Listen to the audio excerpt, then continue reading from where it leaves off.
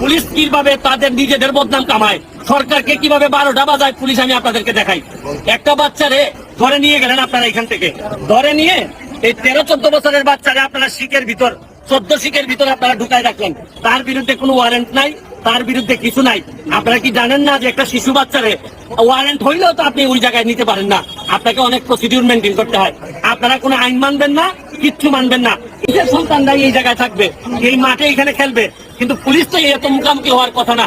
আমি আপনাদেরকে দেখাই কারা কারা এই জায়গায় আপনাদের আন্দোলনে সামিল হয়েছে। দেখেন, এই দেখেন, এই যে মানুষগুলা এরা সকালবেলা ফজরের নামাজের পরে এই জায়গায় হাঁটতে আসে, এদের আর কোনো জায়গা নাই। আমি ছোট্ট একটা ইন্টারভিউ নেই, আপনারা এইখানে কিন্তু নামাজের পরে আইসে হাঁটাতে আপনাদের কি কাজে লাগে?